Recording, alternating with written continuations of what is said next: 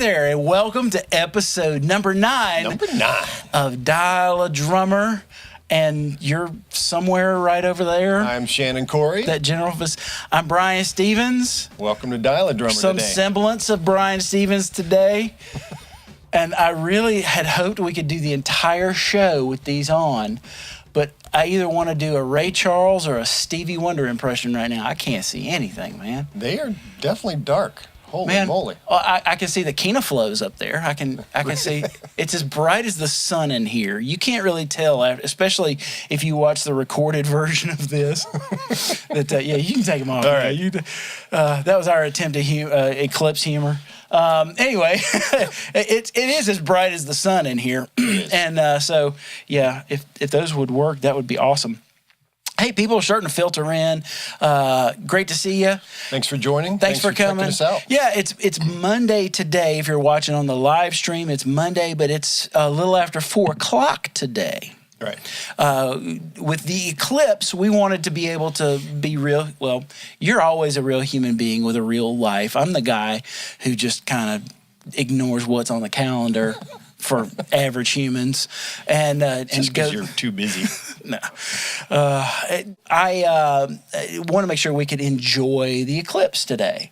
And did you have a particular place picked out that you went to go see it? I was just in my yard checking it out. It was pretty cool.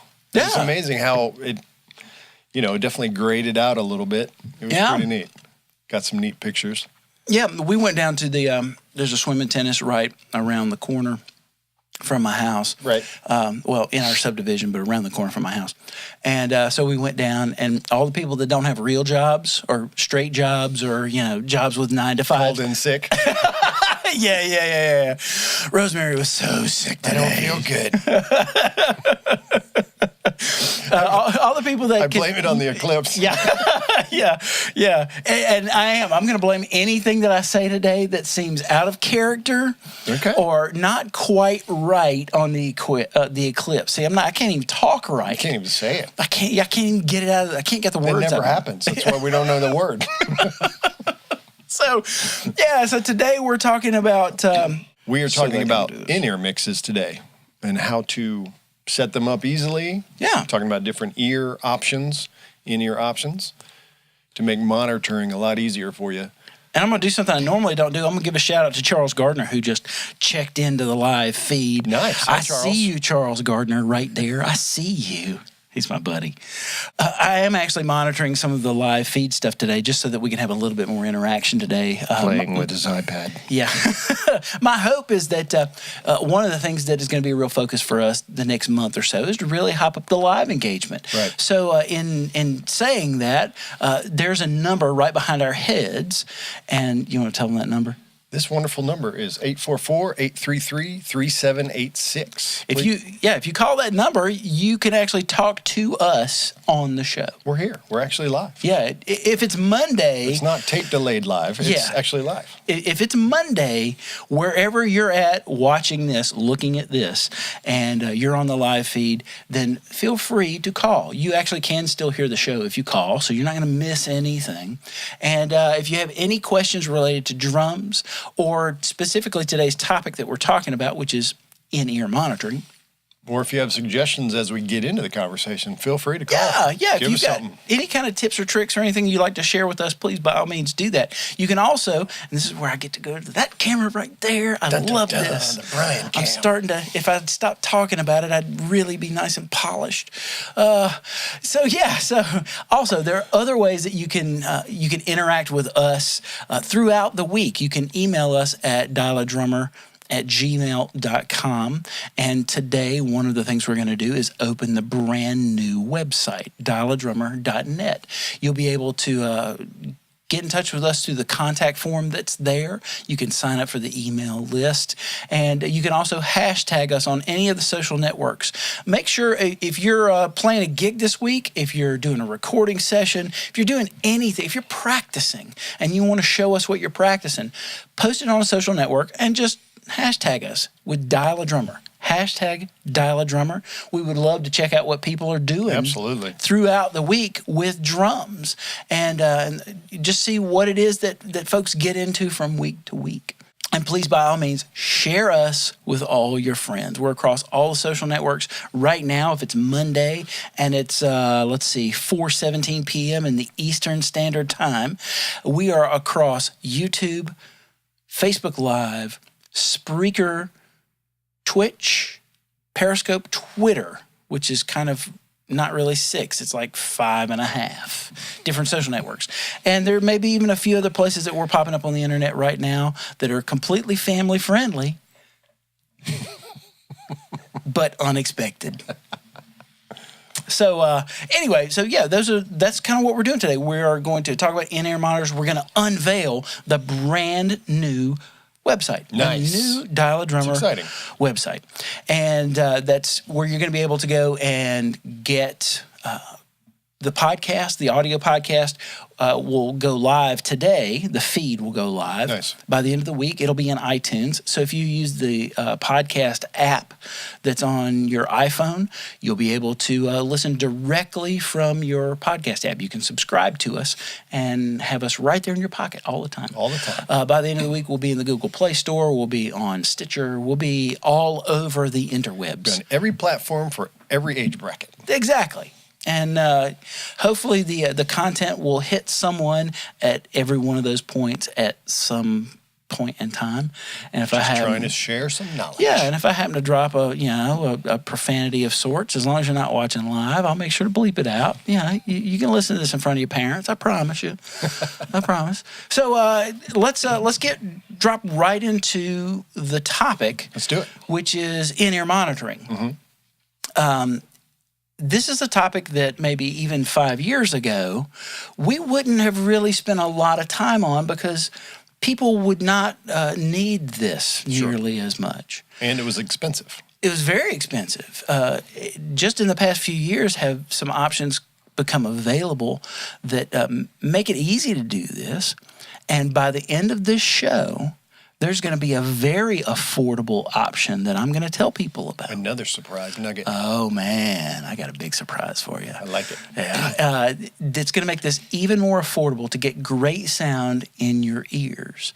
And I think that especially now in 2017, one of the big misnomers is that the only people that really worry about these things and in-ear monitoring for their instruments are working professionals. Right. And that really isn't the case. No. Because between guys having really nice practice room setups and more people having their own home studio setups, being able to hear in a home studio situation, hear what the mics hear, is becoming even more important. Even in a live situation, a lot more, even if you're a weekend warrior, a lot of these clubs now have digital boards. Yep. So, and we'll get into that later, but there's apps for your iPad, your iPhone that allow you to monitor. So we'll get into all that as well. Yeah, definitely. I even showed up last Saturday. I had a gig just at a sports bar, beer and wings. Not a fancy gig by any means, but we show up and there's a Behringer XR18 that we're using for our front of house PA, nice. Just like the one we're using today for all of our webcasting that we do. And instead of monitor wedges, you were expected in some way, shape, form, or fashion to be able to use a set of ears because with the Behringer XR18, there's 6 individual outputs. Nice. So that you can get your own mix. But you've got to have some ears. Yeah, you got to have some ears and some way to amplify the sound to get that into your ears and at the right level. And that's what we're going to talk about today. And with the ears, it can be as simple as just starting with the buds that come with your iPhone. Mm-hmm. You can start very simply. I mean, you can jump up to Shure has basic in-ears starting at about $100. Yep. And that is also a lot more affordable than it was, 5-10 years ago. Right. It can get pretty expensive. Let's talk about the 2 types of ears that people can get. There are 2 types of ears that you can buy. You can buy what's called a universal fit, which is what we're wearing today. Right. And with a universal fit, they generally come with a variety of different tips. Mm-hmm. And you can pick the tips that best fit your particular ears. And I'll have to look and see on these if I'm doing it. On one of these sets of ears I'm using, I actually use 2 different types of tips. Gotcha. So like right now I've got the medium-sized, round tips on these things.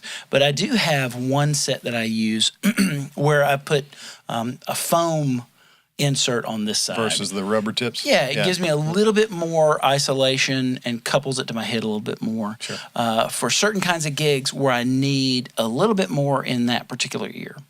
But so with the universal fits, and there are a ton of different manufacturers from Shure to Sennheiser to AKG, I think has a set. Yeah, everybody does at this point. Everybody has, and Audio-Technica's got some out now. And they'll run that price range from $99 all the way up to about $400 or $500 for the universal fit.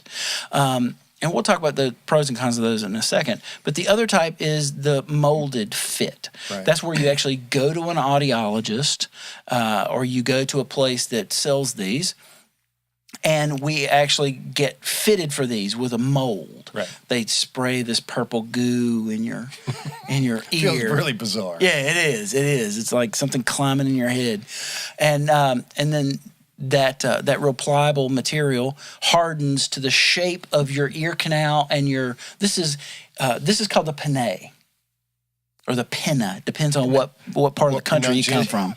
The pinna, man. That's a pin on my ear right there. That's how I used to say it in nursing school. That's Nice. a pin on my ear right there.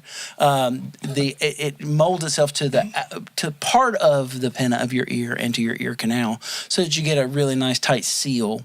And there's also, when you get a tight seal on an ear monitor, you get a little bit of a coupling effect. Right. That allows you to get a little bit more low end. A little more low end, a little more isolation. Yeah, it resonates a little bit.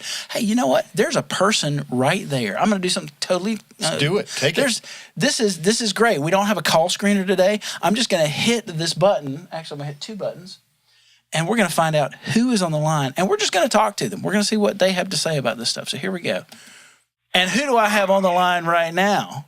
Well, it's George Sandler, guys. Oh, my How are you? gosh. What's up, George? George Sandler in a return visit to the show. It's good to see you, or good to hear you. I'm a two-timer.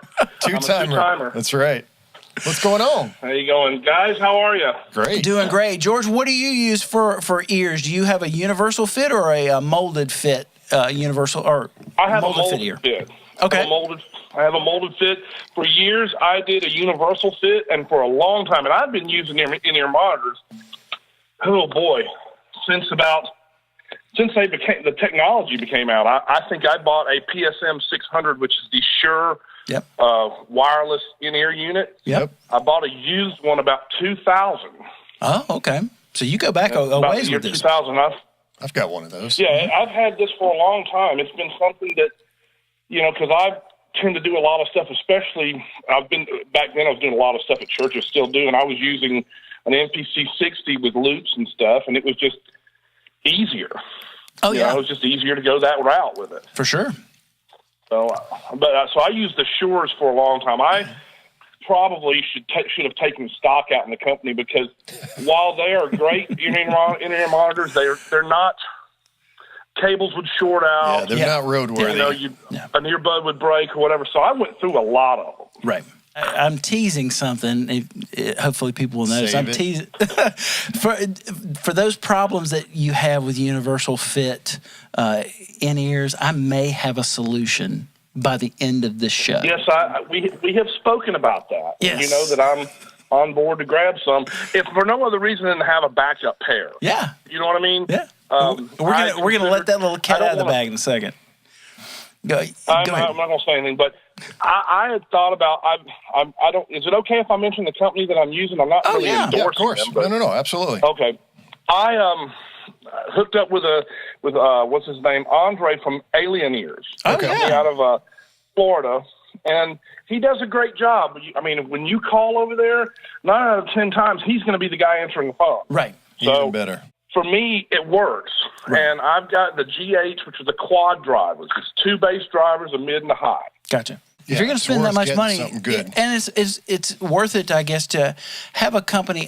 I know for me, especially with studio equipment, I like spending my money with companies where if I have any sort of issue, I know there's a person on the other end of the line that's in this hemisphere, Right.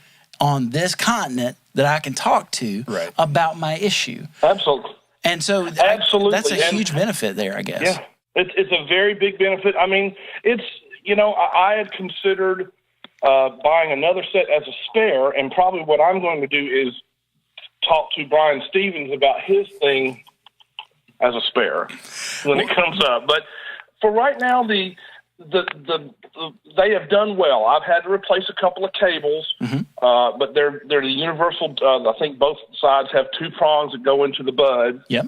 I had the molds done here in Roswell at a place, and I think it only cost me $15 or $20. Oh, wow. And Alien Ear says that you can do it yourself, but I feel like there's certain things you don't do yourself. Transmissions, cut your own hair. Put stuff in your ears, right? Cut your own hair.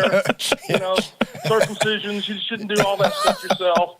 And definitely squirting goo into my ear. Yeah, to get a mold, I just felt like I need to turn that over to someone who is a professional. That's a good call right there. Oh, I tell you what. I just think that you're asking for it. But yeah, I think that I think they have a website for that. I was holding off. I was not going to say it. Oh, Lord. Sorry. Still family friendly show. That that's all right. As much as you and I work, I'm with you, man. I have two kind of what I call in-ear rigs. I have a little rack, an 8-space rack with the PSM in it, and a little mixing board, so I can take a signal from wherever they're giving it to me. Yeah. And run it into a channel on my mixing board, and then if I'm using loops or whatever, I do that for myself and send one side to the house, the other side back to me. So my volume doesn't affect theirs. Sure. And then I have another little setup where I have a little mixer, and it's kind of in a suitcase. Perfect. Yeah. So, George, can you hang with us a bit if I put you on hold for just a second?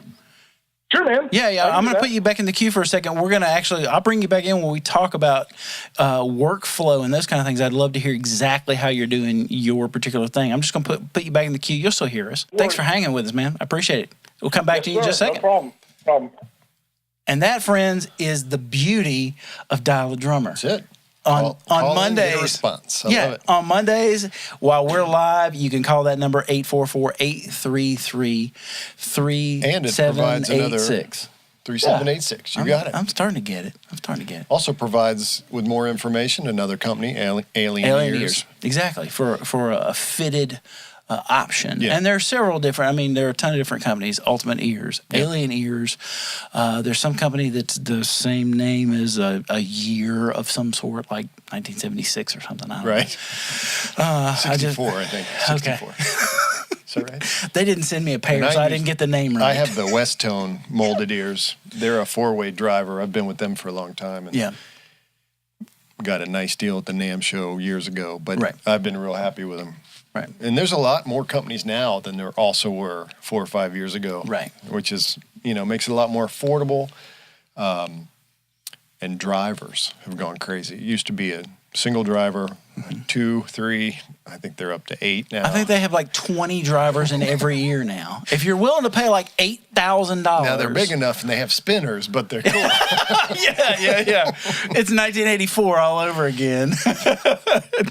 Break into electric boogaloo. So there's a lot of options with the ears. You want to jump into the so let's talk about. We're going to talk about the actual workflow or the processes, man. And I'm looking down every once in a while on camera. If you look, I see folks like Anthony Godfrey, who's a great front of house guy. My buddy Daniel Switzer from back in the Mississippi days. People are dropping in and watching a little bit of the live stream. It's really cool to see you guys.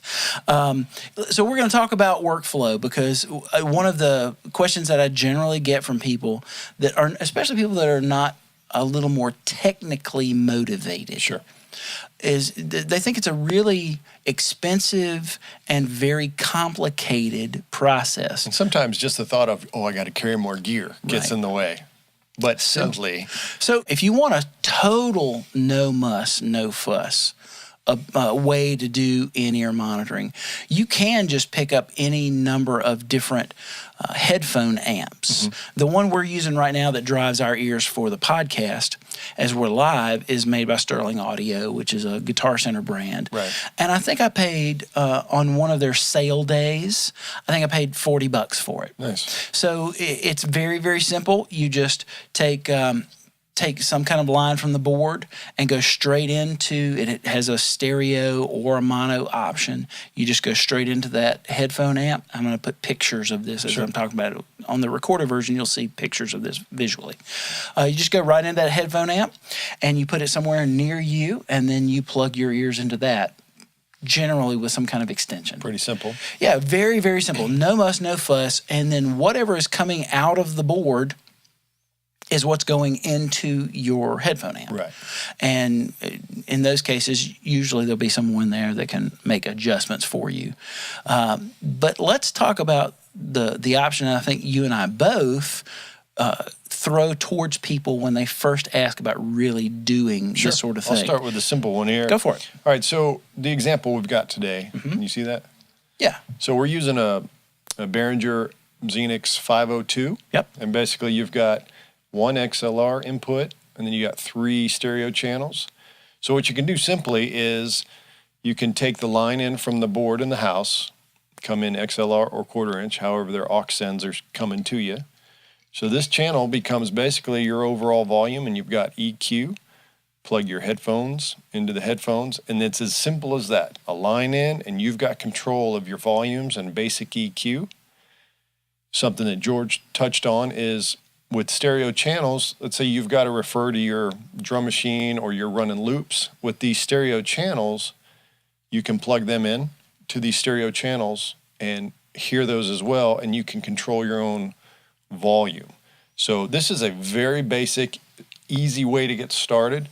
These are, I think they're $39.99. Yeah, you can pretty get much them any super, store. super cheap. And they're small, they're easy to cart around, fits in your, you could probably put it in a big stick bag if you had to. Yeah, and the real advantage of using one of these as opposed to just a straight headphone amp is you've got a couple of options for inputs, so you have more than just that straight feed. But even just on your monitor send itself, you've got a high and low shelving EQ. Yep. So you can kind of build in this nice little smiley face EQ that just makes everything sound a little bit better. Absolutely. And that's one of the great options that is built into this that immediately will make things sound better. One of the problems that a lot of guys will complain about with ears is a lack of sense of low end. Sure. So with that low shelving EQ, you can at least dial a little bit more back into your ears, as much as your ears will hold.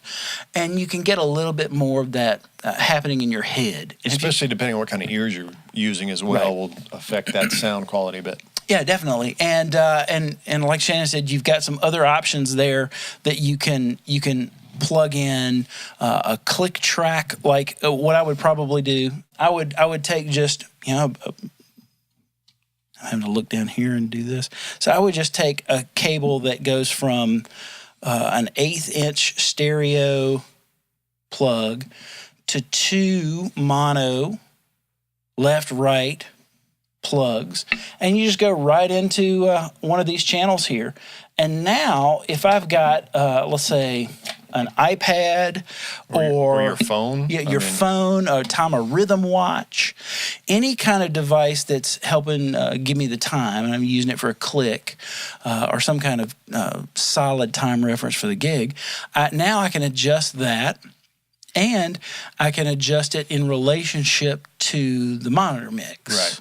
So if I want to put it super loud compared to the monitor mix, if I've got a band that has bad time, then I can just use them for a reference, right. Kind of like I do on demo sessions. Well, and this is nice too. Let's say you're using a click or referencing even let's say the songs on a song list. It's only coming to you. Right. So you have control of how loud you want it or don't want it, or if you want it panned in one ear or in center. Right. You know, you have a few options there. So it's a very easy way to get started. Yeah, and you've got a couple of things that you can do. Usually, when I tell people to, if you're a singing drummer, I usually tell people to go one step up, so that you can get another XLR. And so what I'll do is I'll take an XLR Y cable, and I'll plug my vocal mic into that XLR Y cable. And I'll send one leg of that to the front of house, and I'll send the other leg back to yourself, to myself, and I instantly have a more me mix.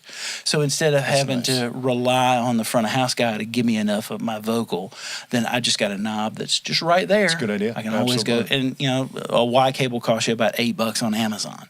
Super, super easy for the singing, and you pay about $10 more for the next version of it, which is like a 702 or 802. The other thing that Y split works well for, if you carry, let's say, an extra overhead, or just to throw up a room mic, if you feel like you need a little more presence in the room, it's a real easy way to throw it up without having to get the house guy involved or anything as well. Yeah. So there's a lot of ways you can use that more me mix that really does help you hear more of what you need to hear at that particular moment. I've gotten to where now about 80% of my practice time in ears for two reasons. One, I'm trying to develop my touch in the way that the microphones hear the drums and the way that I play, because so much of what I do is recorded.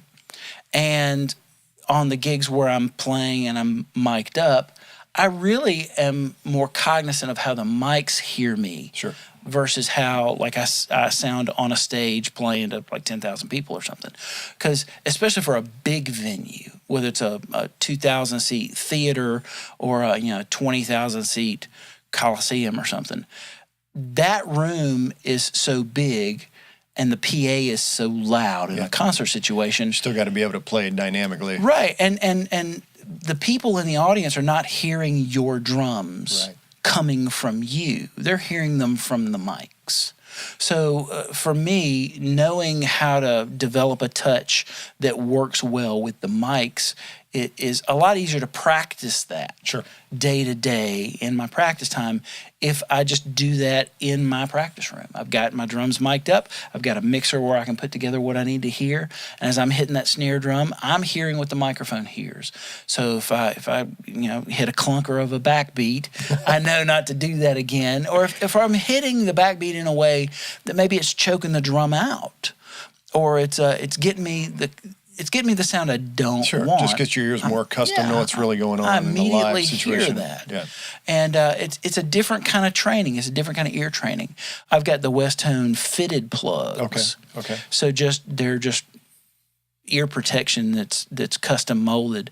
And so I'd say of the other 20% of my practice time, about 15% of that practice time, if I'm not using in-ears, I'm using some kind of protection. Yeah, some kind of hearing protection that's a bit flatter in response. That's for people that really aren't hip to the molded hearing protection. Through your insurance company, you can get them from an audiologist for about $200. And you get these graduated filters that you can go anywhere from 15 dB up to about 25 or 29 dB of gain reduction. And it's great because it just sounds like somebody just turned the stereo down on your drums. And I find even sometimes on a jazz gig, I'll use them just so that my ears don't get fatigued. Takes that high end out a little bit. Yeah, you just put a little 9 dB filter on there, and it just takes a little bit of that brightness out of your ears. And it doesn't take the color out, it takes the volume out. Right. And so you can play in a way that feels comfortable, and all of a sudden it just naturally is at a volume that you could listen to for 3 or 4 hours and not have any problems. Right, and I will say, once you switch over and you start getting comfortable with it, it's hard to go back. It really is. Because you don't want to hear the bouncing frequencies in a room or the volume, like you said. Even that 9 dB, that makes a huge difference. A lot of difference. Well, and whether I'm using earplugs that are molded or I'm using some kind of in-ears, one of the things that I like about that kind of monitoring situation as opposed to a wedge is that now a lot of the anomalies of the room primarily slap back. go away. That's one of the most difficult things for me to deal with a lot of times, especially if I'm playing with a band who maybe some of the members, their time is not quite as solid as you'd like. Yeah. They're affected by the bounce the of the tempo. frequency. The tempo tends to creep toward either up or down, creep toward the slap back time. Right. So a lot of times that slapback can affect the ability for the band to really keep the tempo locked and at a steady rate. And so as soon as I pop the in-ears in and I get a mix that works for me, the room sort of disappears at that point, and all those anomalies are gone. And the big advantage to the in-ear thing is that it eliminates floor wedges that have to be so loud. It's got to be louder than your drums so you can hear it. Then it can create these bouncing frequencies and slapbacks that Brian's talking about. And also, once you switch, you realize the volume doesn't have to be very loud in your ears. So it's really nice. It's not like you're going from monitor wedge volume and just putting it in your ears. It's a drastic difference. Yeah. So you go home with your ears not ringing, and you've protected them, and it sounds better, and you've had more control all evening, which is really a nice plus. When you're 17 years old, that ringing is like a badge of honor. You're like, that rocked. It's the best show ever. Best show ever. But then by the time you're 47 and you're straining to hear the toaster clicking, till your toast is done, you can't really tell. You wake up with a headache and be like, what did I do? For me, I've really always been very cognizant of the volume of things around me, even from a very early age. And now, especially because I make money with my ears, between being a recording engineer, being a mixing engineer, and even doing some front of house mixing, I mean, I make a lot of money on my ears. Right.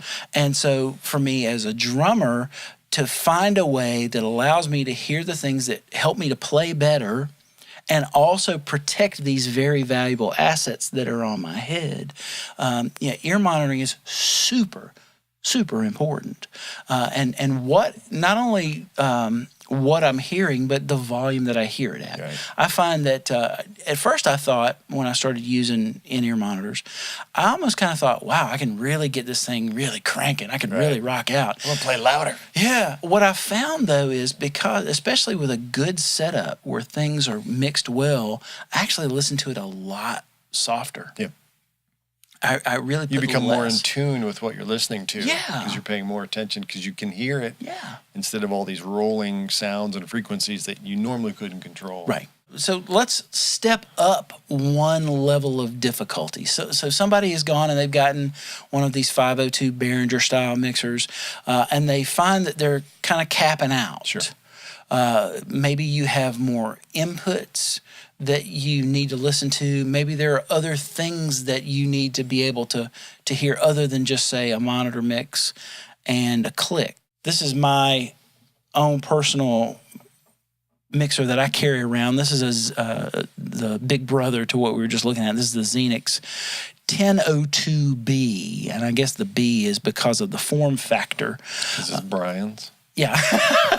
Yeah, it's personally branded. My whole life is heading that direction, by the way.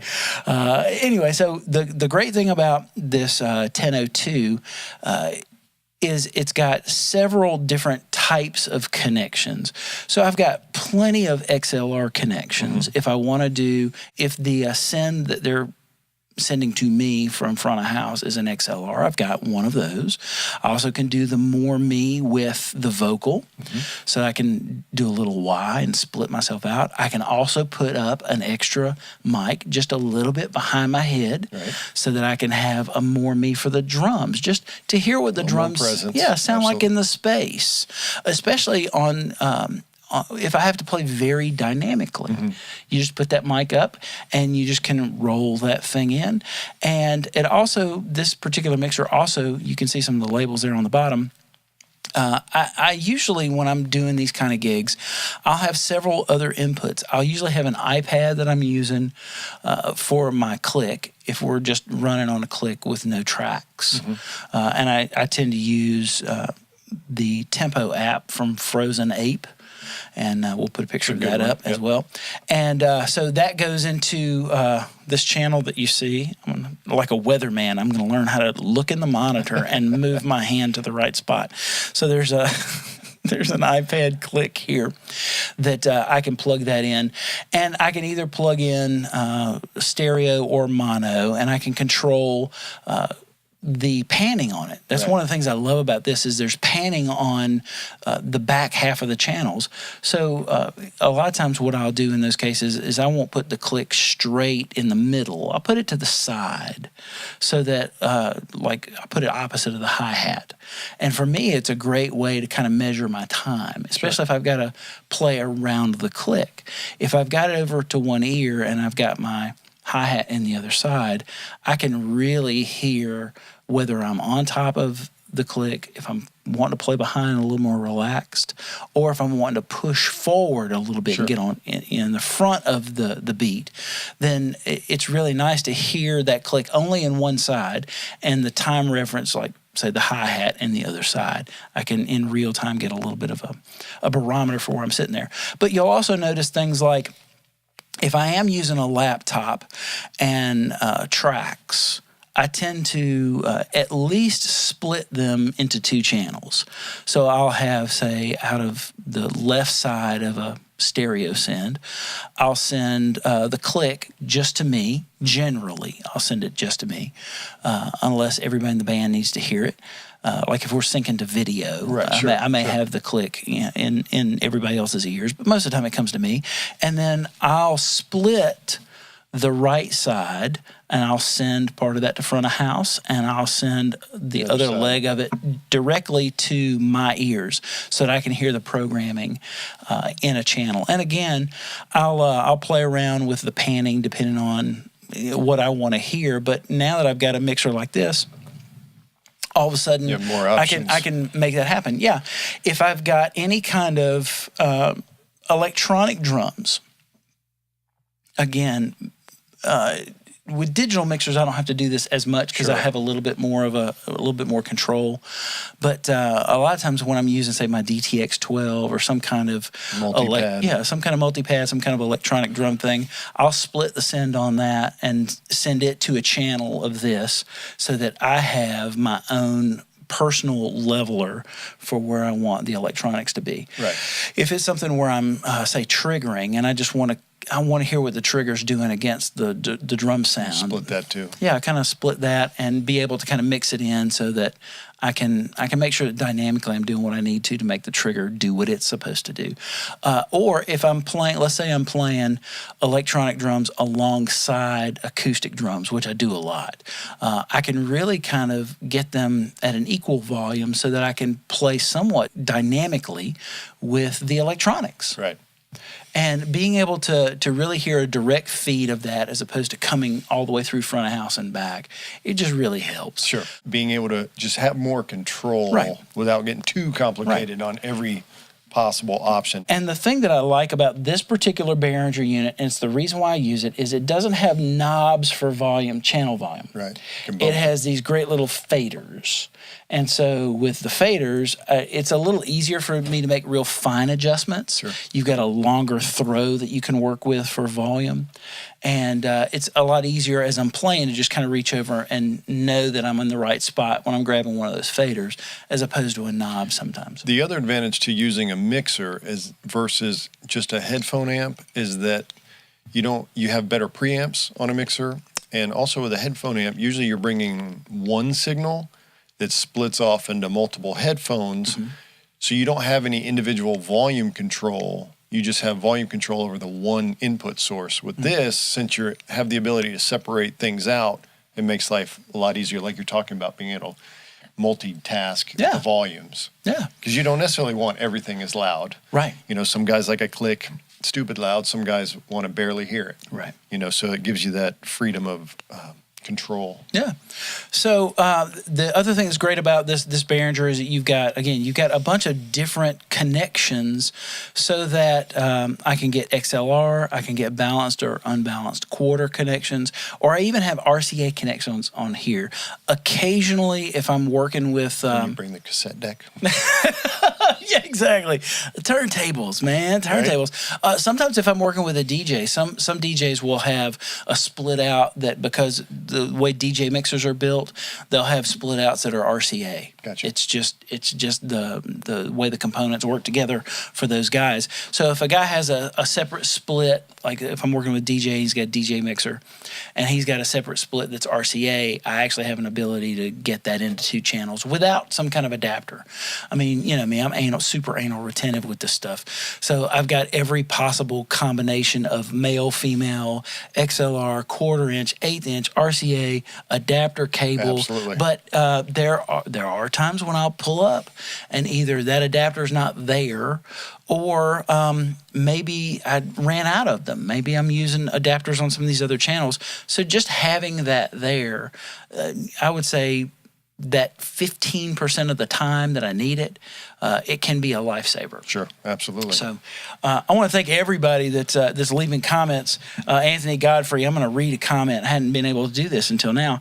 Anthony Godfrey says, with today's in-ears, several drummers have complained about an emotional disconnect because of how much isolation occurs with the molds. Mm-hmm. A simple solution is to add an ambient mic into a spare channel of this mixer, just like what we talked about. Absolutely. Thank you, Anthony. Appreciate you sharing that. Good point. Anthony's a front-of-house mixer that also spends part of his time working for Peavey back in Meridian, Mississippi. And that ambient mic, and it can be anything. Yeah, it doesn't have to be a real expensive microphone. No. It can be just pretty much anything you might have. Right. Just take an extra stand, throw it up behind you if you're a drummer, or wherever on stage, or, you know, if you can put it front of house somewhere. But I generally like to put another one behind me, just above, kind of centered in the room, pick up the room sound a little bit. And as we move into, we're going to go one more level of complexity. In this one more level of complexity, I have noticed that some of the Aviom style mixers now will have an ambient mic built onto them. Oh, nice. So that you can actually, and again, it's probably just a little, $20 carbon transducer. It's like you'd see in a cassette recorder or something. But it's just we'll come back enough. and do another show on digital mixers going to the next level. Oh yeah. Because that's a whole nother show. But this device is pretty cool. Yeah. So and I tend to use this a ton in the studio. We're sponsored by Behringer today, by the way. But they make really handy stuff. Yeah, very affordable. They make some great stuff. This actually came out of. I'll send it over to this camera. This actually came out of my studio today. But I see these on live gigs a lot more. And since you need power for this, we can unplug that. So this is a personal mixer like you may see for different headphone sends on a gig.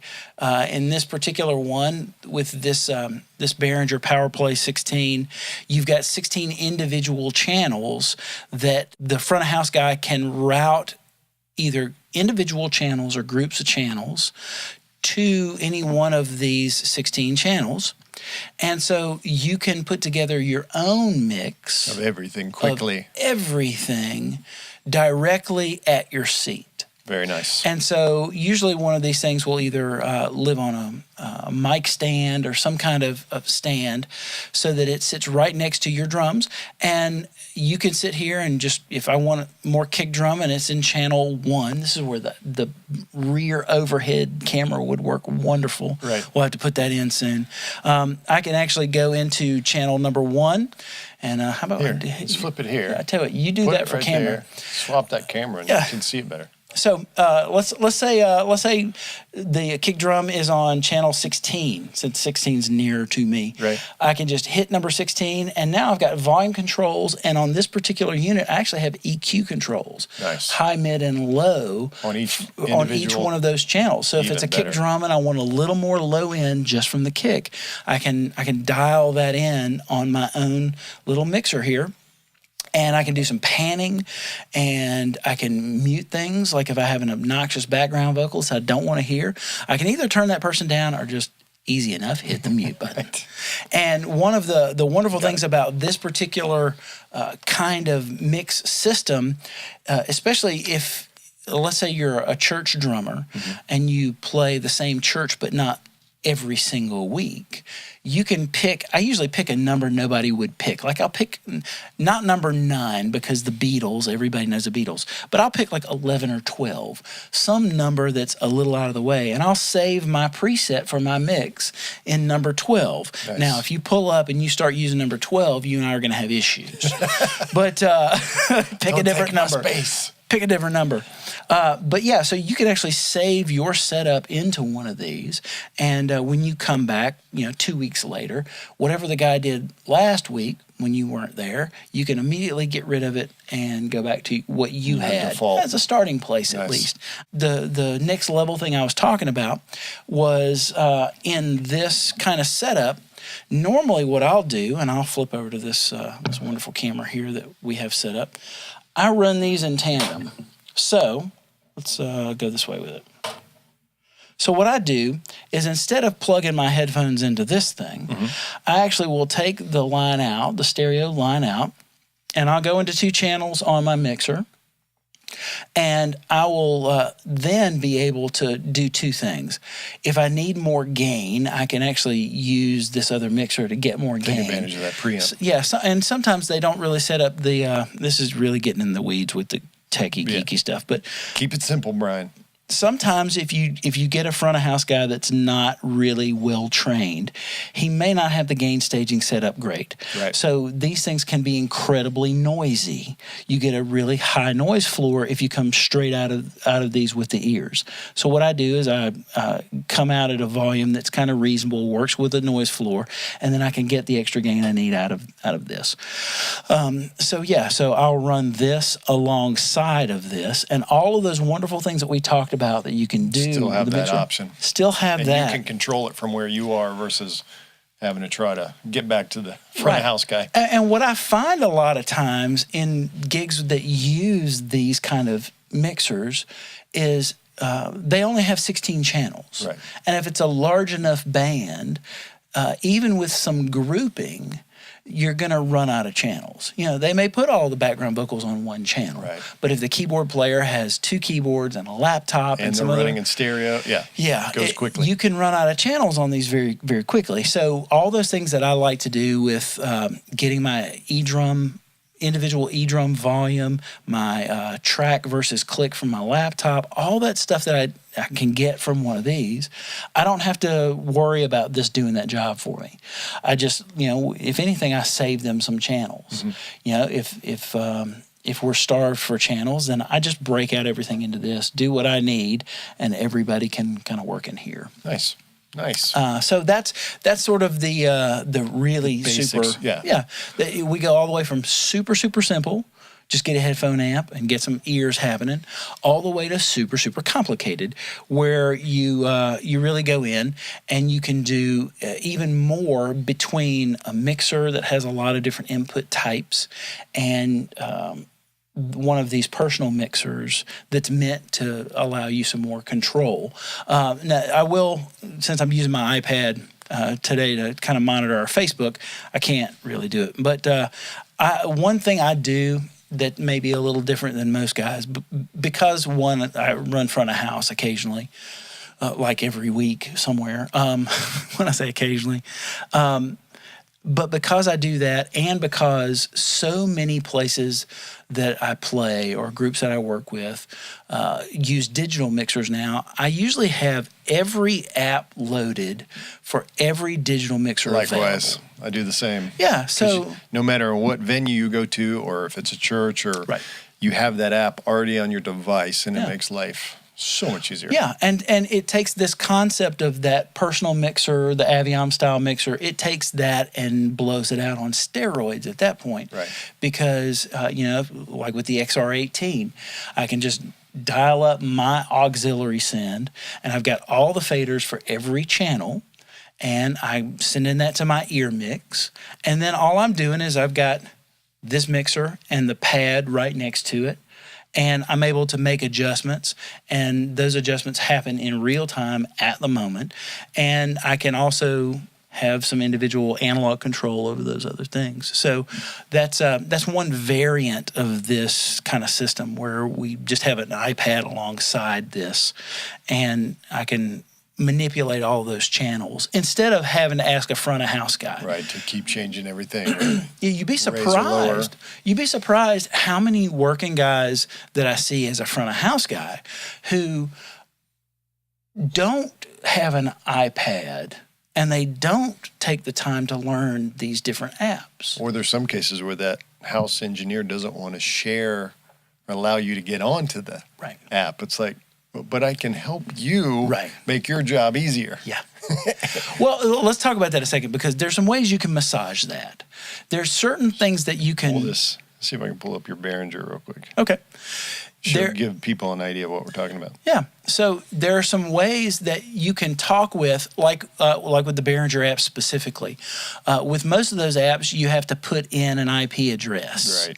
And so... if you walk up to the front of house guy and you say, hey, I've got this app that I usually use to be able to control my own in-ear mix, I can make your job a lot easier. If you could just tell me what the password for the network is and maybe the IP address for the mixer, I'll take care of everything. Don't worry, I'll stay off of your main mix and you'll never even see me. Like, you win a little bit more confidence. Yeah. Always be nice to the sound guy. He can make your life real difficult real quickly. Big time, big time. That's one of those where if you sort of come hat in hand and say, I'd like to make your job easier and I'd like to have you forget about me after a while, essentially. And you ask a few very specific questions, like for things like IP addresses for the mixer, then usually those guys are a little bit more confident to let you in to do those things. And then there are some systems, unlike the Behringer system, where you need that information. There are some systems that you can just get into if you know how to get into them. And you never even tell the guy that you're doing it. Right. I had a gig over Christmas that was like that. They were using one of the Midas consoles. And he was one of those guys that was very territorial. And so all I did is I just do what I do. And I just kind of hacked into his system. And it was kind of nice because he had the password for the router written on the top of the router. So, you just walk right over the board and you look at the router and go, oh, there's a password. Okay. And, you hit the one button that allows you to have the access that you need. And nobody sees you really touch anything. And all of a sudden you're in. You get to do everything you need to do. And you don't complain once all night and they love you. Yeah. There you go. We can't forget about Georgie on the phone. Yeah, so let's go back to George a second, since he's been so nice to sit here with us. So George. Yes, sir. Hey, there you are. So you're using a Behringer mixer in your studio, right? In my studio I have an X32 compact. Okay. And it's pretty traditional for me because my studio again is just for me. So what I do is I take a mix out of my mixer and run it into my headphone app, and that's how I monitor.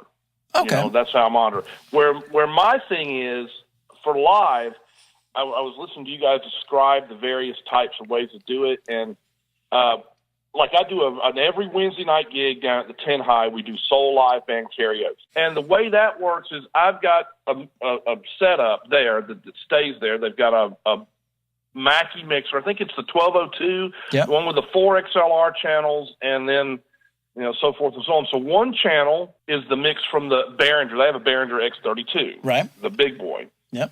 So I get that mix from them, and then there's 2 channels. One is click, and one is the track. And we use for a while, and I know this sounds antiquated as all get out, but they're using an iPod. Okay, sure, storage device. And the reason why, because it's a great storage device. You don't need internet for it. And I've got one as well that I use for tracks when I play with my Cheap Trick band. Yeah. The Dream Police. So basically what happens is you get what I do is I have a direct box, a 2-channel direct box. Okay. And so you run into the direct box and the XLR out for the track goes to the board. Yep. The click, nobody else is hearing click in that situation but me. So the other side of that, it's got parallel inputs and outputs for 1/4 inch. Yep. It goes into 2 channels, one for click, one for track, and I mix accordingly. And then I have an iPad Air 2, not the brand new one, but it's still great, that I run the X32 Q app on. and I mix my own. I have my own mix. Yeah. And what you said is absolutely true. Most places, I mean, I've played. Mad Life has a Midas system. Yep. And there's a Midas app. Right. When I play sometimes with Steve Wardy, has a QSC system. Yep. I've got a QSC app. Yep. There's a PreSonus app. They're just everywhere, and it's just so much easier to use your iPad to mix yourself. And most guys are pretty cool about giving you the IP addresses and so forth and so on. But because it helps some them. guys are protected of it. It makes their life easier for sure. I know with PreSonus, they can actually lock the permissions. So, like if I'm running front of house and I'm having somebody that's on my network or several somebodies that are doing their own in-ear mixes. We had a band I was doing some stuff for a couple of weeks ago, and everybody either had an iPad Mini, or an iPod Touch to do their own headphone mix with. With the PreSonus stuff, you can actually kind of lock the permissions. So you can say, all right, that person that's on aux 3, right? iPad Mini singer dude, all he gets is aux 3. Right. He can't do anything else. Right. And in some cases where I actually have to do a live gig where I'm helping to mix front of house or mix monitors for wedges and things while I'm playing, I'll actually kind of open up the permissions so that I don't accidentally do something. Sure. If I'm helping with monitor mixes, I'll kind of lock myself out of the front of house so I won't mess that guy up. But George made a great point. If you've got an iPad or an iPhone, go ahead and download all the apps that are available, and then you're prepared. Yeah, and they all have demo versions. Yeah. So you'll have, like if you get the Behringer app, there's a demo for all the different models. Right. If you get the PreSonus, if you get the Midas, all of them have demo modes so that you can actually get your hands dirty with the mix interface. Absolutely. And you're not really doing anything as far as sound, but you can find out how to get into the channel, or you can find out, how to change the view if you only want to see your channels that are specific to you. You can do all these different things in the demo mode so that you're already kind of a seasoned vet by the time you get on the gig. And it's like learning anything else. Yes. Whatever you do, don't go to the sound man and say, hey, can you show me how to use this? Oh, yeah. Don't do that. They'll just ignore you. Yeah, they've got too much to do. Exactly. So, I tell you, my thing is this. I have, over the years, you guys are talking about how to get the sound to you via headphone apps and so forth and so on in your live rig. And this is what I found out, and you may agree or disagree. I've got 2 rigs, both with little mixers. Mm-hmm. One has a Yamaha MS-10, which is kind of the basic, their version of a Mackie 1202. Right. And what I've found is that I prefer using those mixers because, like Shannon said, I have that headroom. If you're getting a signal that's going to a headphone amp, sometimes I know that the theory of it, and I think this is true. If you're taking a 1/4 inch from a board, if that 1/4 inch is too long, you lose low end. Yeah, you can only go about maybe 25 or 30 feet before you start losing big time. Right. So I always, in both of my rigs, I have a cable that I had made with a 90 degree that goes into the mixer. Yep. And then a regular XLR out. It's an XLR cable, and it's about 30 feet long because I don't know where I'm going. Right. Sometimes I need a lot of space, sometimes I don't. Yeah. If there's a case where the 1/4 inch is coming out of the mixer, then what I'll do is I'll take a small 1/4 inch cable, run my direct box all the way to that, and then plug my XLR into that goes into my mixer. Yeah. Okay. Nice, keeping that signal strong. I don't have to ask anybody for anything. Right. One of my racks has a little Yamaha 31 band EQ in it. One of them doesn't. But I think having the mixer does help with headroom. Oh, yeah. It's just, the thing is, I do a lot of gigs where I'm using in-ears. I think if you had to number the gigs, the amount of gigs I'm using in-ears versus monitors is probably 80-20. Yeah. 80%, 20%. And if you had the choice, you'd stay with in-ears. I'm invested. Yeah, absolutely. Because like I was saying earlier, once you go to in-ears, it's hard to go back to a monitor because it just doesn't sound as good. It's terribly hard to go back. And you can't control anything. Right. Right. And for me also, I sing. And so when I'm wearing in-ears and singing, it's so much better. I can control what I'm hearing. I don't have to sing as hard, which means I can sing longer and I don't, blow my voice out. So to speak. And Brian, you also know this too. If you're used to being in the studio where you can have just about anything you want in your mix. Oh yeah. And you craft it and you design it that way. It's hard to not want that when you're playing live. Right. And that's why those apps are so cool, because I can do my toms. If I want to, I can pan them maybe, or I can have a full mix of all my drums, and I don't have to worry about some sound guy. And this is not for every sound guy, mind you, but some guys go, "What do you want toms in your mix for?" Well, because I do. Yeah, because I just do. Sounds like a good idea. Because I actually hit them. I mean, one of the real advantages for me, because so many of the gigs that I don't really have one group of people that I work with day in and day out or week in and week out. I'm constantly dropping into new situations or different configurations. I'm always running into players that I've never played with before. One of the little dirty little secrets that I'll tell you about the way I use in-ear monitors is if I've got a guitar player, a keyboard player, bass player. It's a little harder with bass because bass sort of is everywhere, even if it's not in your ears. But if I've got a player whose time is not great, I will intentionally get that person out of my mix. I totally agree with that. I've been doing it for decades in the studio. Yeah. If somebody's keeping me from being able to play the feel and the consistency I'm looking for, then they're getting out of my mix.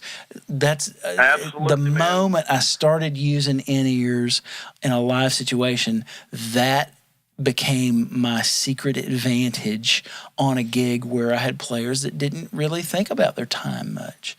So at the moment I get them out, man. Yeah. Moment I turn them out of that mix, man. I have a question for you guys. Sure. Have you ever experienced this? This is a quick question. Yeah. Especially on the older Avium units. I have found that on those units, the more you put in there, it gets cluttered real quick. It's almost like a digital log jam with those things. Yeah. The conversion. So much data at that time. Well, the A to D conversion of those things was, at the time, it was sort of like trying to use an iPhone 3 to take a picture with. It's a horrible camera unless it's the only camera you have. Right. And at the time, that really was the only available technology. And so to keep it as affordable as they could, we're talking now, more than 10 years ago, they had to use a little bit cheaper conversion than what we can experience now. And so that really caused two problems to happen. Number one, you had a much narrower bandwidth on signal volume before one of two things would happen. Either if the signal wasn't nearly enough going into the converter, you'd get a lot of noise and a lot of weird interpolation. Or if you went too much, even if you weren't clipping the converter, you'd get this really squeezed, compressed sound. Well, that was the first level of it. Now take 16 channels of that. And when you've got a less than advantageous codec that you're trying to, because it's all compressed when you get into that conversion, A to D conversion. Once you compress it times 16 channels, with that older codec, it just got really nasty sounding. You're right, it is. It's a digital log jam is what it is. That's a great analogy. It's a digital log jam.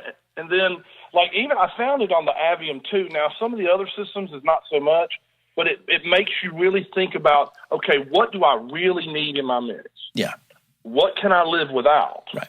And you go from there. I know I'm going to need click. I need a little bit of track. I need the lead vocalist, probably one of the guitars, keys and drums, and then everything else is going to kind of go take a back seat. Yeah, what I did a lot of times on those older systems is I would prioritize what I needed to hear. So if I needed to hear the bass player and the main rhythm guitar player, they would be very prominent in my mix, and maybe say the lead vocal. And then everything else would be just enough that I could hear it, but not so much that it would kind of layer on top of itself and create that logjam we're talking about. So, I really was trying to work against the codec a little bit to hear something that was usable. Absolutely. Just by sort of de-emphasizing some things in the mix. Just enough where I could hear it, but not so much that it would compound. So yeah, you're totally right there. You're definitely right there. George, thanks so much for calling and hanging out with us for so long, man. We're gonna open a website and get out of here. Thanks, George. Well, Appreciate here's you my checking thing. in. Yeah, absolutely. we'll talk to you again real soon, man. Call in anytime. See you, George. Yes, sir. Take care, guys. Bye-bye. Bye. So, guys, that's George Sandler. He's a working player around town. Great player. Great singer. Yeah. Good all-around guy. So, I think we've covered this. Yeah. Be sure if you've got any questions, anything that you would like to table, things that we can help to clarify, you can send your questions to dialadrummer@gmail.com. You can put those questions in our social media feeds and just hashtag them dialadrummer, and we will definitely, not only will we reply to you with an answer, we'll actually table that on an upcoming episode so that we can let everybody benefit from the clarification or from the answer to whatever your question is. So there's something else, a couple of things we haven't done today. Let's do it. It's a couple of things. So So this is episode 9. 9. And the one thing that we haven't done, we've released the videos, but we haven't made it even easier to get Dial a Drummer, which would be as an audio podcast. And one thing I've wanted us to have is a website that people could go to to get all of this stuff, but it would also give us an opportunity to have a platform that we could use to do things like put very in-depth tutorials. Like if we wanted to put a tutorial for drummers specifically on how to use the Behringer app, we could actually do one of those and put it on a site. It wouldn't get lost in YouTube. More knowledge, It wouldn't get lost in some of these other places in the interweb. People would know I can go to Dial a Drummer and they're going to have something there for me. Maybe there's something that you're practicing that you want to show everybody, that you want to put together a quick little 2-minute video and be able to post it somewhere that people that are a part of this community, folks that are on the other side of that camera or on the other side of an earbud, that they could lock into those things. We're going to make that available today. What? What? But before we do this, I teased it. I probably teased it too much. But the other thing that I wanted to do specifically today, one of the things that has been frustrating for me as a working musician is the fact that, one, in-ear monitors are expensive. Yes. At the bottom tier, well, my heart goes out to guys that are younger that don't make a lot of money on gigs. Yes. I can't tell you how many times as a front of house person when we're using in-ears that a band of 20-something-year-old guys will show up and they have their same earbuds they use for their phone as their in-ears. Right. Guys, that's the worst thing in the world you could ever do. Not only will you not be able to get these little systems loud enough, before blowing them up, before blowing your ears up, you do that enough, you're gonna have hearing loss that's exponentially worse than if you just had a really loud wedge, because you're putting this piercing stuff right into your ear, filtering it right into your ear. So those guys, I really have a heart for. I really wanted them to be able to have an affordable option for something that sounded great, that worked great, that they could afford on a reasonable budget. For somebody like me who I'm using these things just about every single day, and I'm really rough on gear. At the end of the gig, I'll pull these things off and just throw them into something. Invariably, if I try and baby Don't do that, kids. Don't do that. If I take these things off and I set them on my floor tom, I don't know how this happens. If I take all the care in the world to wind it and set it gingerly on the floor tom and kiss it before I walk off, it will in 3.5 seconds end up on the floor. And then you step on it. And I step on it.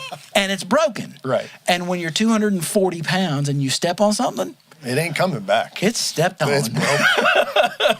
So I can't tell you how many times I've bought the $400 or $500 Universal Fit Shure in-ears, and I've stepped on them.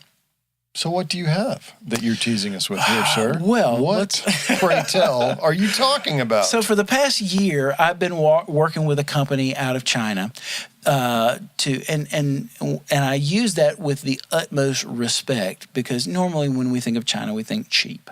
I wanted to make an in-ear monitor that was affordable, because if I step on it, I don't want to have to cringe and think, well, there's another $400. There goes the house payment. Yeah, exactly. Yeah, I'm going to miss the electric bill this month because I got to buy in-ears or something. I also wanted something. My other gripe is this, and it's a good thing I don't have a Shure endorsement, because I wouldn't after I make this statement. Whether you're buying the $100 version or the $500 version of the Shures or the Sennheisers, almost all of the sub $500 universal fit in-ears sound awful. Yeah. It doesn't matter if it's a dual driver or 3 drivers, or I don't know what about. I do know what about, but I don't know what about this. Having done this for a year now, I know. But I don't know what about those makes them so expensive but sound so horrible. Sure. So I set out a year ago to find a company that made some great sounding in-ear monitors that were universal fit, that I could work with to design something first for me, something I would be happy with, something that I could put through the rigors of the things that I do and would hold up. I might not could step on them 2 or 3 times, but I could be rough with them and they would hold up. But more than that, I wanted something that sounded amazing. The audio quality is there. I wanted something that would actually help me. That's something I've noticed with a lot of these other universal fit ears, is that you do tend to run them a little bit louder because you're not really hearing a great audio picture. It's kind of this middle of the road. Yeah, the stereo field is not great. The range from high to low is not nearly balanced enough. If anything, it's kind of mid-rangey. So I started working with a company out of China, and to keep it affordable, I did my dead level best to use components from their stock off-the-shelf supply. Nice. But we tweaked some things. Okay. We tweaked the frequency response of the drivers. We tweaked the fit. We tweaked the components that are in the package.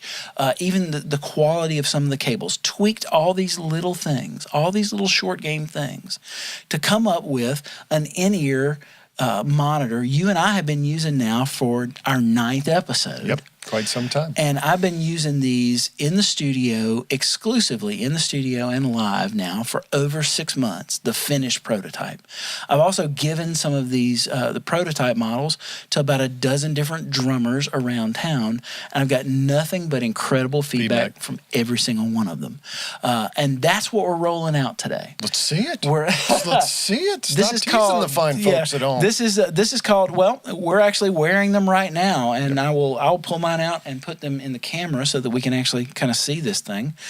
So and I'll have pictures that will switch over to your cam there. So this one. Come on. That one, yeah, right there. Go. How about that? So this is called the branding on it, because I've got several other products we're coming out with later in the year.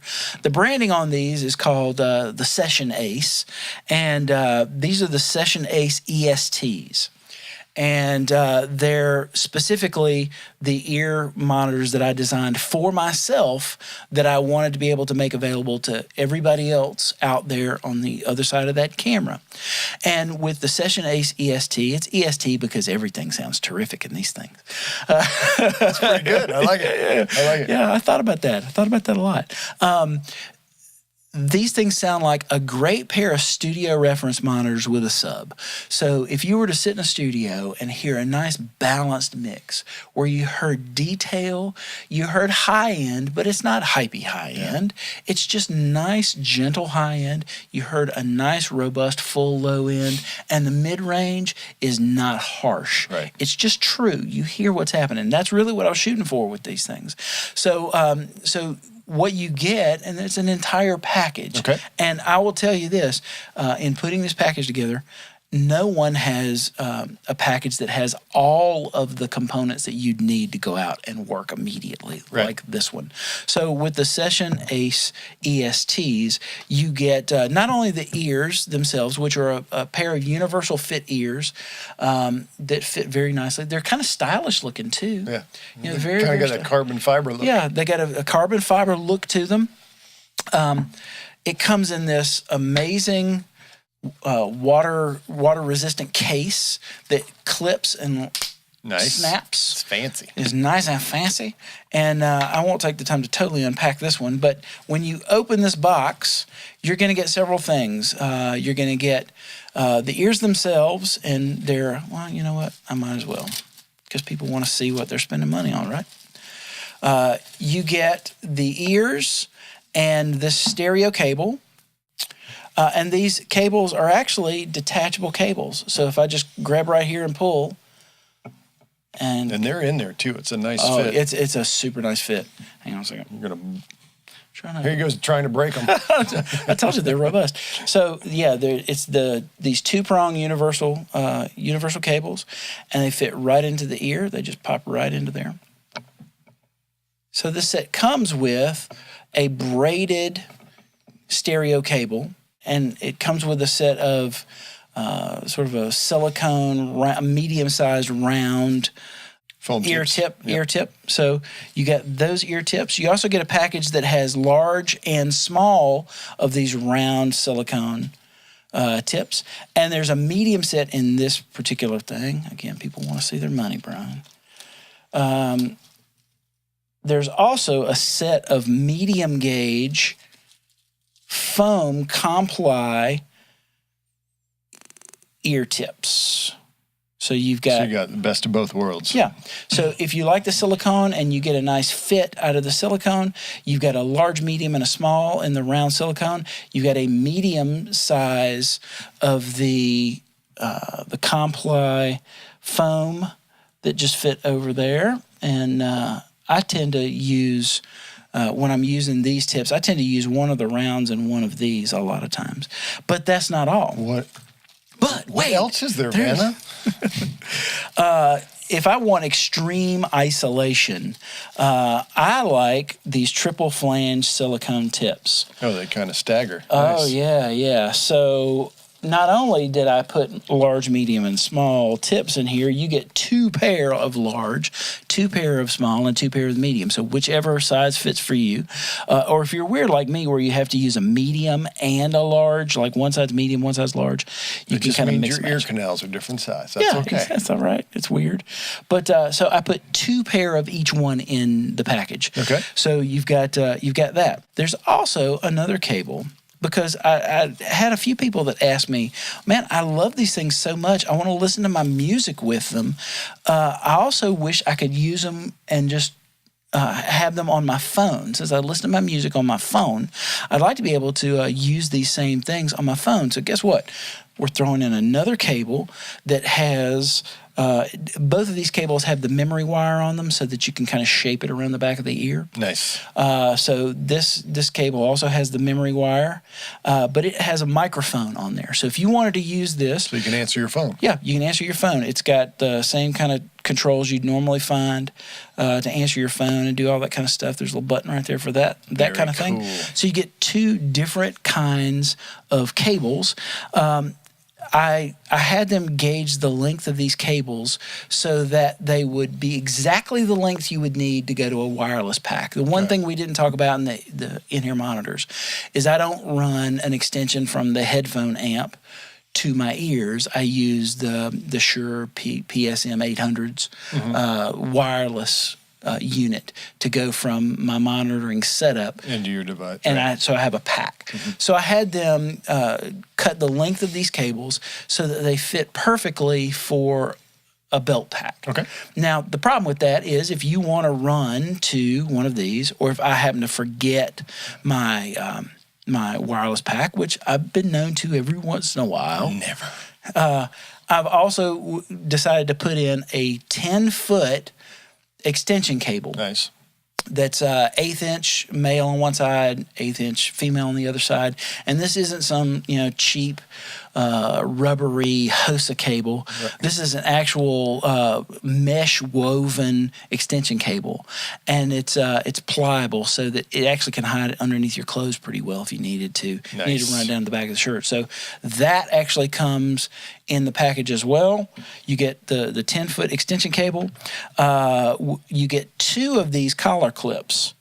So you basically attach the cable to a collar clip, and that anchors to the back of your shirt or whatever costuming that you're wearing, so that you always have an anchor point, so that these things aren't tugging all the time and falling out and ending up on the stage.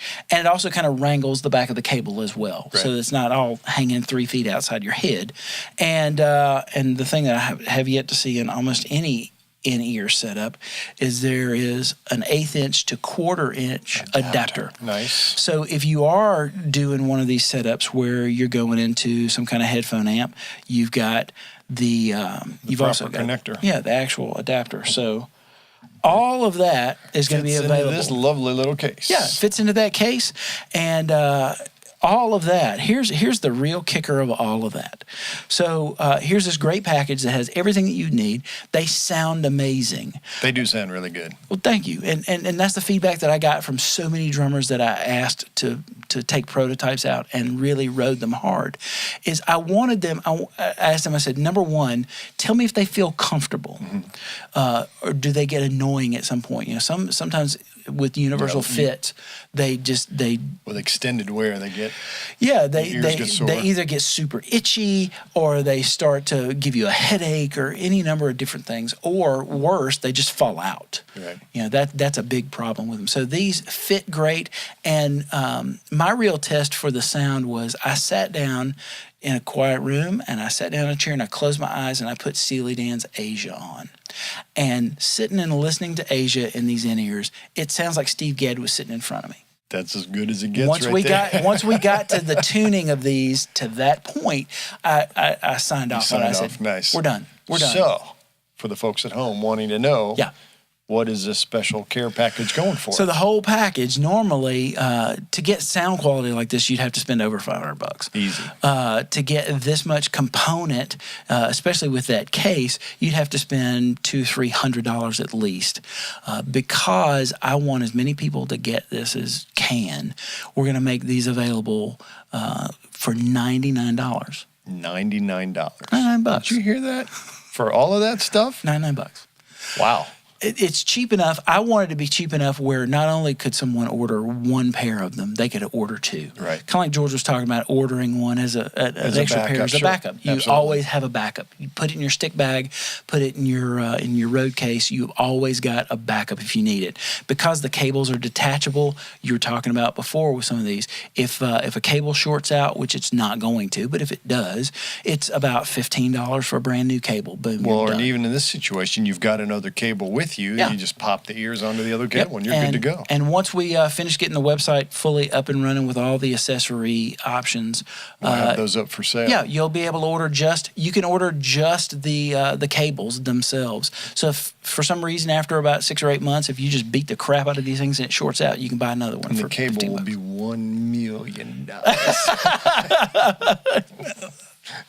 So yeah, if you go to by the time people watch the recorded version of this, the archive version, or they hear it in the new audio podcast, you can go to sessionace.com and you'll be able to order a set of the Session Ace EST in-ears for $99.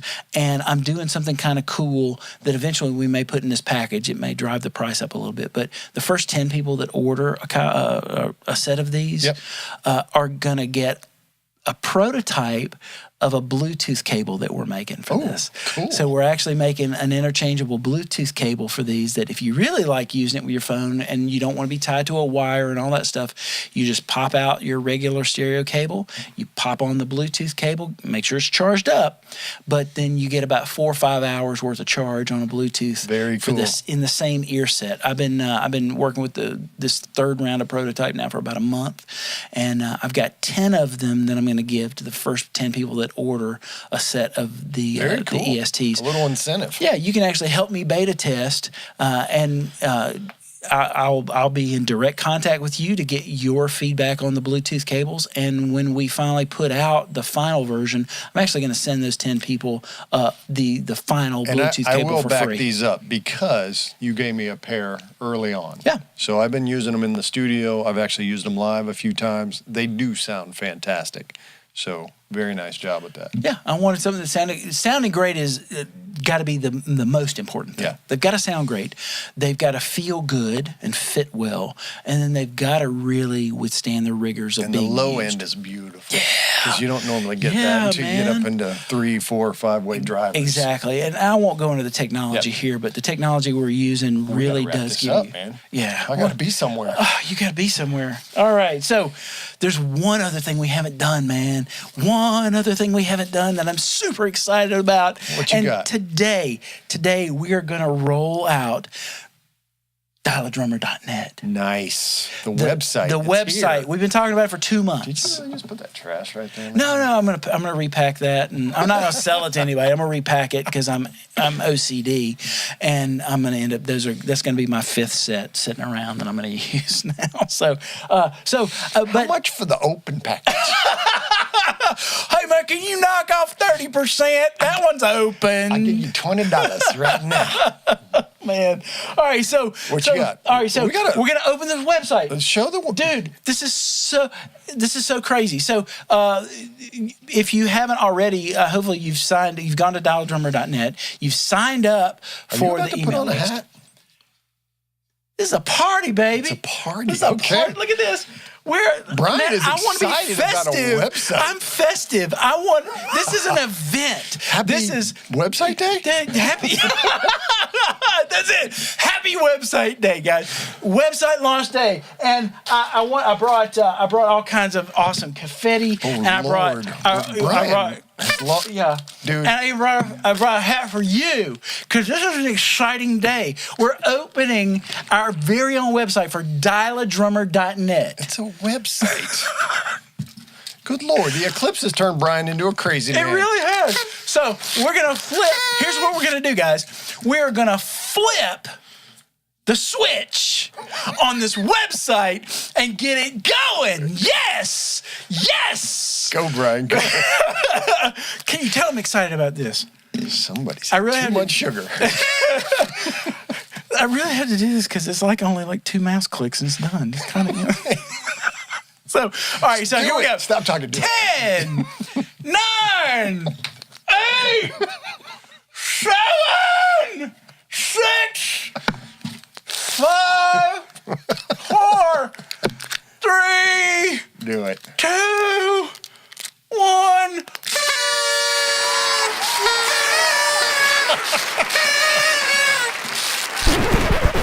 Did it launch? I don't know. Maybe. That was a heck of a buildup. It's live, folks. The graffiti was cool. We're gonna hit refresh. I told you this is exciting, right? Yes. We just turned into a PBS special. There it is! Yay! Woo! Confetti! Woo!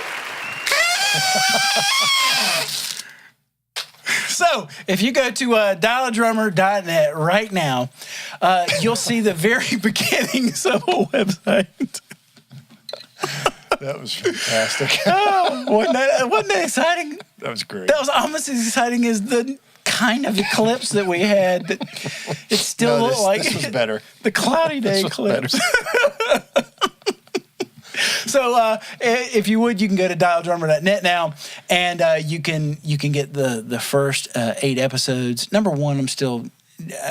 I saw Adam Box in our chat room earlier. I'm tweaking number 1, but hopefully by next week we're gonna relaunch episode number 1. Remix is what I'm calling it. Clean it up. Make it sound good. Make it look Call good. it the box remix. But yeah, if you go to dialdrummer.net now, you will see all 8 episodes there in both audio and video. And by the end of the week, you'll be able to subscribe in iTunes. So if you just like to listen to the podcast, people that are just listening to this podcast this week, though, have missed a heck of a whole lot. They have. They really. Put out some info. There's a lot to see today. A lot to catch up on, Yeah, too. so if you're on just the audio, now we can say that. If you're on the audio version only of this podcast, you'll want to go back and check the video because it was epic. It was epic. We have confetti. Nobody has confetti. We're the first drum podcast with confetti. I think we might need to do this every week. We're not even drinking. This is amazing. I know. Why don't we start doing that? Oh my gosh! Oh, Lord. All right, so you'll see there the first 8 episodes. The 9th one will be up next week. There's a wonderful reason I'll talk about next week as to why that'll be next week. Okay, sounds good. So yeah, go and watch, listen. Now you can share dialdrummer.net with your friends, and they can get in on the love. And what you're going to see over the next few months is we're going to start to populate the site with all kinds of great articles, tutorials, how-tos. We're going to point you towards other great things that we find across the internet, so that if we find out a great article on a how-to or a lesson, we're going to put a link to it. If there's some great product we want you to know about, we're going to make sure that you know about it. If there's a great drummer that we find, or what I'm happy about is now, like when I go see drummers, amazing drummers like Zach Danziger, and I sit as close as I am to you, and I take video with my phone, I can post snippets of that on our website, and you can actually see, exclusive to our website, you can hear my garage door go up, and then you can see Zach Danziger playing some amazing stuff. You can see drummers like that we run across at any given time, and you'll actually get kind of all kinds of different stuff. Yeah, it's a great place to visit. Very nice job. You'll be able Thank to bookmark you for checking us out. Yeah, so we've got Jan, you know what? We've got Jan Rico's record that I said we were going to give away. Right. So real quick, as you tell everybody about all of the wonderful information about how to get to us and get involved with us. So you can reach us at our Gmail account, which is dialadrummer@gmail.com. You can call us at 844-833-3786. And now you can go to dialadrummer.net. Check us out. We're on all the social media platforms. And we do appreciate you checking in and paying attention to what we're doing. We really do appreciate the support. So who are we going to give this thing away to? All right, that's what I'm finding out now. I'm logging into our MailChimp account. I was gonna prepare a hat that had slips of paper in it, but I used all the paper for the confetti. And so here's what we're gonna do. We're gonna look and we're gonna see on our fan and subscriber list all these wonderful people that signed up this week. And here's what I'm gonna do. We're gonna go give away 2 things today. The first thing we're gonna give away is on the other side of you. We've got a DVD that we're gonna give away, thanks to our friends at Hudson Music. And I could do that and put it in your camera there. So we're going to give away, this is the Modern Drummer Festival. What year is this? Like 2010, I think? Yeah, 2010. Yep. And we're going to give a pair, you want to give a pair of the drumsticks away too with it? Yeah, we've got a pair of the Vader 8As in hickory. Okay. Nice pair of sticks. All right. Give those away as well. So we're going to give that away, and then we also have Jan Rico Scott's album that's been signed. So here's what I'm going to do. I'm just going to I'm just going to put my finger down on something and actually put my finger down on something. There you go. Because that's a lot more scientific than looking at the screen. Put my finger down on it. Michael Brady, thank you for subscribing to the email list. And we're going to I'm going to send you an email. We're going to get your mailing information. And we're going to send you a copy of this Modern Drummer Modern Drummer Festival 2010 DVD with some sticks. Thank you so much for signing up. Thanks for watching and listening and getting involved with Dial a Drummer. And then the other one, which of course, if I was more prepared, I would have done had that over here. But so I'm gonna just shuffle, and I'm gonna put my finger down. And here's who's gonna get the copy of Jan Rico Scott's Life of a Dreamer on vinyl that's autographed, suitable for framing. Eric Avenger.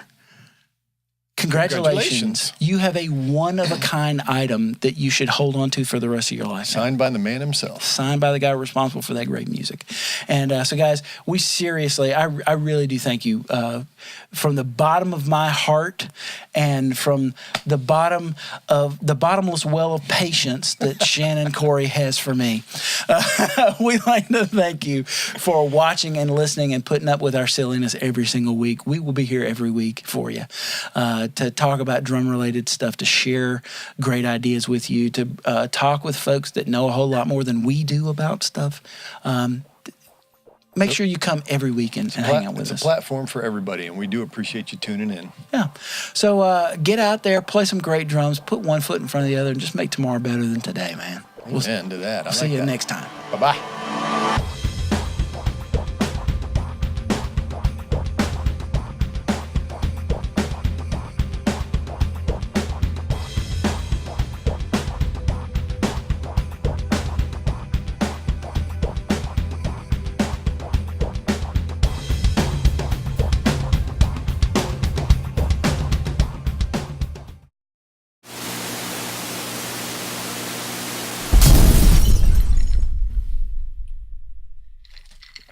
All right.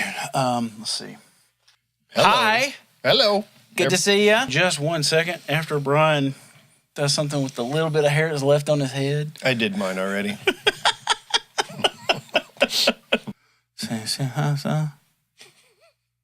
You've been restricted. Man, all of a sudden I felt like I did something wrong.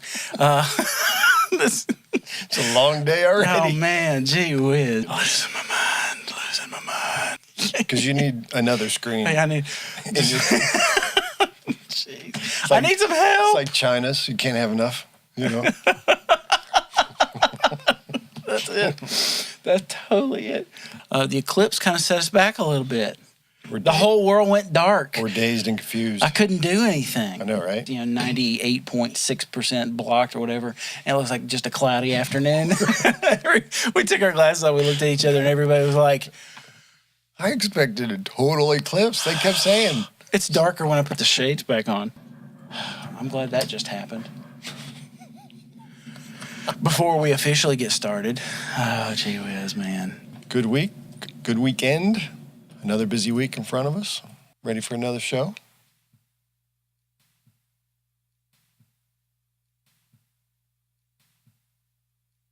Go live. Go. Do what I asked you to do. Kind of like my kid. Just do what I asked you to do. Don't ask me why. Trust us. Do you know how many babies have been born off of Trust Me? Wow. I tell you, man, That's the a good one. eclipse. It's the eclipse, dude.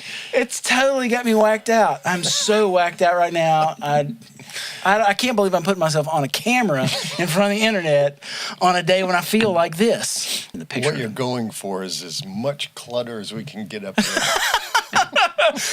Eventually. We went from nothing on the table to no, we can't even see the table. No, what would really actually be funny? We've been talking a lot today about what's funny. What would be funny? What's not funny? What would be funny would be to have an imaginary line down the table, right, and to have this be a complete and utter wreck. It's sort of the embodiment of what the inside of my head looks like. And I'm over here reading a paper. And it's just stark. There's nothing there but the microphone and maybe one piece of paper. We don't have a run of show. Just follow me. All right. It's total Wild West today. Here we go. All right. Where'd everybody go? I was going to make a really, really bad joke. Don't do it. Still a family show. Yeah, will get me in trouble. Still a family show. Yeah, will get me in trouble for sure. They don't even know that they're there or they're not there. As a singing drummer, if somebody's tuning is a little suspect, that can really throw you. Yeah. So immediately in an in-ear system, boom, gone. That person, I don't even care if they're. I don't care if they're a great player. If they either can't get their instrument to stay in tune, or if they play in a way, especially guitar players. If a guitar player plays in a way that pulls the instrument out of tune, Or the guys that noodle in between every song. It's like, please stop. Those guys, I throw sticks at those guys. Please stop. Oh, man. Yep, I had two things to do today. One was look at the eclipse, which I did, and get the eclipse donuts. And I could achieve those things. Nice. Good day. March back to work. Good day. Well, thanks for adding us as the guys take number it easy. Thanks 3 for having thing. If you're listening to this, yeah, I know it doesn't make sense. So by the time this episode comes out is what I'm saying. By the time it comes out, You're 20 steps ahead of yourself. I yeah, know. yeah. I know how it works. my hat it says happy birthday on the other side. We need to save them for the Yeah. first birthday that comes up. Yes, yeah. Hey, so that could be a whole segment. We could just do birthdays for That's listeners. 3 shows in one right there, dude. Yeah, I know. So I hope Peavy didn't see you watching us instead of doing whatever work you're supposed to be doing. right. I don't know if Hartley likes me anymore anyway, so Whatever. after I gave his drum set back. Sight reading! Anyway, I was looking the other day at all the different video versions that have been out between the live versions that we've streamed and the recorded versions. It's like over 25,000 hours of time has been streamed to watch these first 8 episodes. It's a lot. That's impressive. A lot of folks across a lot of different platforms, and that's really that was the thinking in doing this, guys. They tweeted out the link to the show this week, and I really appreciate my Piety family for doing that. Shout out to Tim Shady. Tim, thank you so much for getting that ball rolling. Please, by all means, go to dialdrummer.net, listen to or watch all the episodes. It'll be on iTunes and Google Play and Stitcher and all these different streaming audio things by the end of the week. And just send us emails. Send us voicemails. You can use your laptop and send us voicemails with questions or comments or any of those things that you want to send us. And thanks for attending the live taping. Tell your friends about the taped version because that's the one that's really worth sitting and watching. It looks good, sounds good. It is. My good. mama's proud. Right. So anyway, thanks guys. We're checking out. We'll see you later. Bye-bye. Dinner time.